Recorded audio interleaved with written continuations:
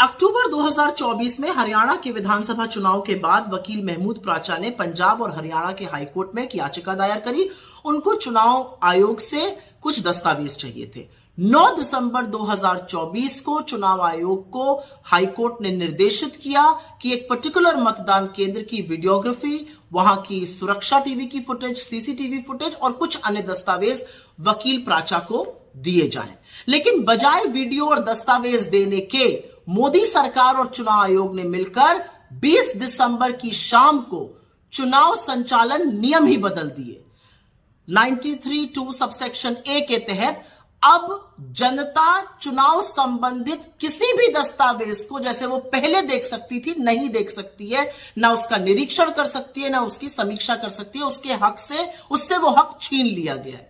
पहले कोई भी व्यक्ति चुनाव संबंधित किसी भी दस्तावेज को देख सकता था, अब वो नियम बदल दिया गया है। अब चुनाव आयोग डिसाइड करेगा कि कौन क्या कौन से दस्तावेज देखेगा। एक बात याद रखिएगा कि कानून और न्याय मंत्रालय ने इसको नोटिफाई कर दिया, तो यह हक पहले ही छीन लिया गया है और अब आदेश कोर्ट्स भी नहीं दे पाएंगे चुनाव आयोग को दस्तावेज साझा करने के लिए। जब यह मामला कोर्ट में चल रहा था पंजाब और हरियाणा हाई कोर्ट में, तब भी चुनाव आयोग ने महमूद प्राचा की याचिका का विरोध किया था, यह कहकर कि प्राचा तो उम्मीदवार नहीं थे हरियाणा में, उनको दस्तावेज क्यों दिए जाएं।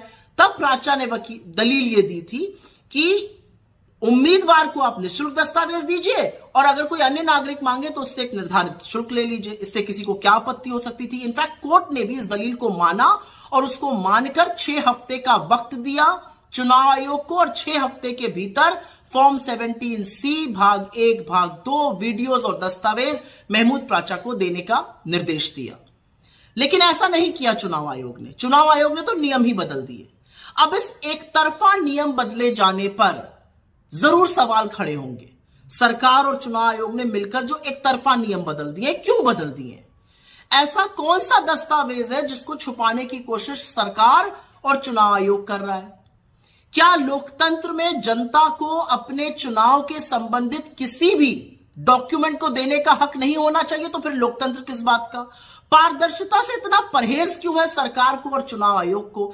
ऐसे वक्त पर जब चुनाव आयोग की साख दांव पर लगी हुई है, उसको और मटियामेट क्यों किया जा रहा है? क्या यह सच नहीं है कि चुनाव आयोग के ऊपर आरोप है कि उन्होंने वोटर लिस्ट से नाम घटाए? क्या यह सच नहीं है कि चुनाव आयोग ने बार बार वोटिंग परसेंटेज बढ़ाकर लोगों के सामने बहुत सारे सवाल और संशय पैदा किए? क्या यह सच नहीं है कि चुनाव आयोग के पक्षपातपूर्ण रवैये पर देश में व्यापक रोष है? तो ऐसे में जब सरकार और चुनाव आयोग मिलकर नियम बदल देगा और लोगों को उनके हक से वंचित करेगा कि वो कोई भी डॉक्यूमेंट देखने का उनका हक चला जाएगा, तो हिंदुस्तान के निष्पक्ष और स्वतंत्र चुनाव पर जरूर एक धब्बा है, ये एक कलंक है। और एक बात और उठती है, अगर आपको ऐसा करना था तो आप सारे राजनीतिक दलों को बुलाते, एक मीटिंग करते, विचार विमर्श करते, उनको विश्वास में लेते, समझाते कि आपको ऐसा क्यों करना पड़ रहा है। ये एक तरफा फैसला आपने क्यों किया? आप क्या छिपाने की कोशिश कर रहे हैं?